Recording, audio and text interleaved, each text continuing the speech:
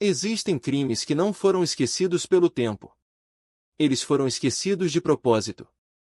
Casos que nunca chegaram aos noticiários, investigações que foram interrompidas sem explicação, provas que desapareceram, testemunhas que mudaram de versão, arquivos que foram classificados como sigilosos e nunca mais voltaram a ser abertos. Histórias reais onde o problema não foi a falta de pistas, mas a ausência de interesse em descobrir a verdade. E o mais perturbador é perceber que, em muitos desses casos, a justiça não falhou. Ela escolheu. A maioria das pessoas cresce acreditando que a justiça é uma instituição neutra. Um sistema criado para proteger, investigar e punir. Algo distante de interesses pessoais, de influência política, de conveniência social.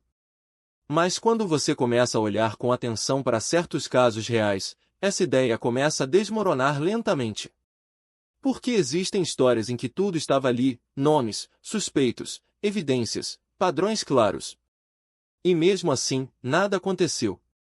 O primeiro caso começa com o desaparecimento de uma jovem em uma cidade pequena. Ela saiu de casa para trabalhar e nunca mais voltou. A família procurou a polícia no mesmo dia. Os agentes registraram o caso, fizeram buscas superficiais, entrevistaram alguns conhecidos e encerraram a investigação em menos de 2 semanas. O motivo oficial foi simples: não há indícios de crime.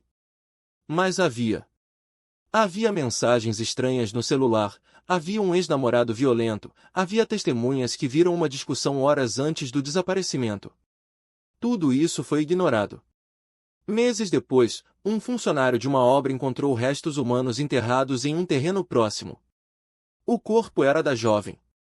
Quando a família exigiu a reabertura do caso, a polícia respondeu que os arquivos haviam sido arquivados e que não havia orçamento para uma nova investigação. Nenhum suspeito foi interrogado. Nenhuma prisão foi feita. O nome dela entrou para a lista de desaparecimentos não solucionados. O segundo caso envolve algo ainda mais grave. Um homem foi encontrado morto dentro de sua própria casa, com sinais claros de agressão. A cena indicava luta corporal. Objetos quebrados, marcas de defesa, sangue espalhado pelo ambiente. Mesmo assim, o laudo oficial apontou morte acidental. O médico legista afirmou que a vítima havia sofrido uma queda. A família estranhou imediatamente. O homem era saudável, não tinha histórico de desmaios, e os ferimentos não condiziam com uma simples queda. Quando os familiares tentaram acessar o relatório completo, receberam a resposta de que o documento estava sob sigilo. O motivo? O principal suspeito era um policial da cidade. Um agente conhecido, respeitado, com anos de serviço. O caso nunca foi reaberto. O laudo nunca foi revisado. A família nunca teve acesso às imagens da perícia. E aqui começa a surgir um padrão. Em muitos desses casos, o problema não é a falta de solução. É o envolvimento de alguém que não deveria ser investigado. Em outro episódio real, uma mulher denunciou o próprio marido por violência. Disse que ele a ameaçava, que a perseguia, que sabia detalhes íntimos da sua rotina. Ela fez vários boletins de ocorrência. Em todos, a resposta foi a mesma: não há provas suficientes. Meses depois, ela foi encontrada morta em um parque. O marido foi ouvido como testemunha. Nunca como suspeito. O caso foi classificado como crime de autoria desconhecida. Anos depois, um jornalista independente teve acesso a mensagens apagadas, gravações de áudio e testemunhos que nunca entraram no processo. Tudo indicava que o marido havia planejado o crime. Mas o processo já estava encerrado. Prescrito. Legalmente, nada mais podia ser feito.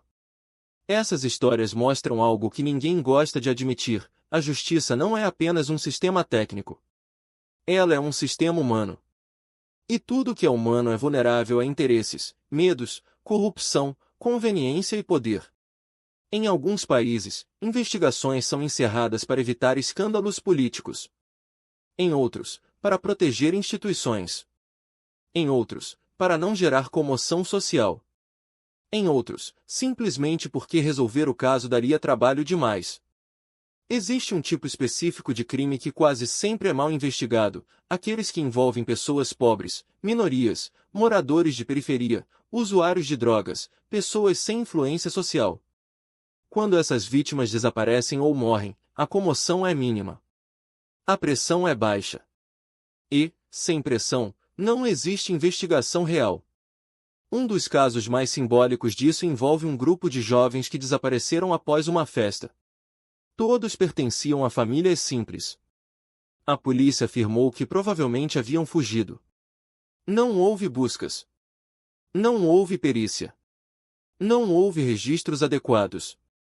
Anos depois, restos humanos foram encontrados em uma área próxima, junto com objetos pessoais. Nunca houve identificação oficial. O caso foi tratado como inconclusivo. Agora compare isso com casos envolvendo pessoas ricas, famosas ou influentes. Nesses, há coletivas de imprensa, equipes especiais, helicópteros, campanhas nacionais. A diferença não está na gravidade do crime. Está no valor social da vítima. Outro padrão recorrente é o desaparecimento de provas. Câmeras que não estavam funcionando. Registros que foram perdidos. Áudios que corromperam. Arquivos que sumiram do sistema. Sempre coincidências. Sempre falhas técnicas. Sempre convenientes. Em um caso específico, um homem foi acusado de assassinar uma mulher após uma discussão. Havia imagens de câmeras de um comércio próximo mostrando os dois juntos minutos antes do crime. Quando a defesa solicitou as imagens, a polícia informou que o HD havia sido formatado por engano. O técnico responsável nunca foi identificado. O processo foi arquivado por falta de provas. Em outro, uma testemunha-chave morreu antes de depor. O laudo indicou suicídio. A família afirma que ela vinha sendo ameaçada. As mensagens nunca foram periciadas. O celular desapareceu. Esses casos não são exceção. Eles são mais comuns do que se imagina. A diferença é que a maioria nunca chega ao conhecimento público. Ficam restritos a arquivos internos, a conversas de bastidores, a histórias sussurradas entre advogados, jornalistas e investigadores. E existe algo ainda mais perturbador: em alguns casos, a própria justiça atua para moldar a narrativa. Mudam-se termos, ajustam-se laudos, reinterpretam-se evidências. O crime deixa de ser homicídio e vira morte suspeita. Deixa de ser sequestro e vira desaparecimento voluntário. Deixa de ser abuso e vira conflito familiar. A linguagem jurídica não apenas descreve a realidade. Ela constrói a realidade. Quando um caso é oficialmente classificado de determinada forma, tudo muda. Recursos deixam de ser liberados. Equipes são desfeitas. Investigações param. O sistema passa a tratar aquele crime como encerrado, mesmo que ninguém tenha sido responsabilizado. E é assim que muitas histórias sombrias são enterradas. Não com silêncio absoluto, mas com burocracia. Com papéis. Com carimbos. Com palavras. Talvez a parte mais difícil de aceitar seja essa: na maioria desses casos, não há um grande vilão conspirando em uma sala secreta. Não há um plano cinematográfico. Há apenas pequenas decisões. Um relatório mal feito. Um delegado que não quis se envolver. Um promotor que preferiu não comprar briga. Um juiz que seguiu a versão mais conveniente. O sistema não precisa ser completamente corrupto para falhar. Basta ser indiferente. E para as famílias das vítimas, o efeito é devastador. Não há fechamento. Não há justiça. Não há resposta. Só ficam perguntas. O que realmente aconteceu? Quem sabia? Quem poderia ter feito algo? Quem escolheu não fazer? Essas pessoas não vivem apenas o luto da perda. Vivem o luto da verdade. E, com o tempo, percebem algo ainda mais cruel: lutar contra um criminoso é difícil. Lutar contra o sistema é quase impossível. Porque o sistema tem leis. Tem prazos. Tem recursos. Tem linguagem técnica. Tem poder. E a vítima só tem memória. Essas histórias nos forçam a encarar uma realidade desconfortável: a justiça não é apenas sobre certo e errado. Ela é sobre força, influência, visibilidade e conveniência. E talvez a pergunta mais perturbadora de todas seja essa: quantos crimes você acredita que ficaram impunes por falta de provas, e quantos ficaram impunes porque alguém decidiu que a verdade não deveria vir à tona? Quantas histórias ainda estão escondidas em arquivos trancados? Quantos nomes foram apagados? Quantas vítimas nunca tiveram voz? Talvez o mais assustador não seja o crime em si. Seja o fato de que, em muitos casos, a verdade existe, mas está enterrada. Não no chão, mas nos sistemas que deveriam revelá-la. E agora eu te faço a pergunta final: você ainda acredita que todo crime é investigado de verdade? Ou começa a perceber que algumas histórias não são resolvidas porque nunca deveriam ser?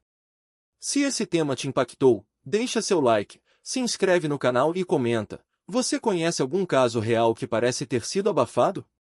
Porque no próximo vídeo, vamos mergulhar ainda mais fundo nas histórias que ninguém queria que você conhecesse.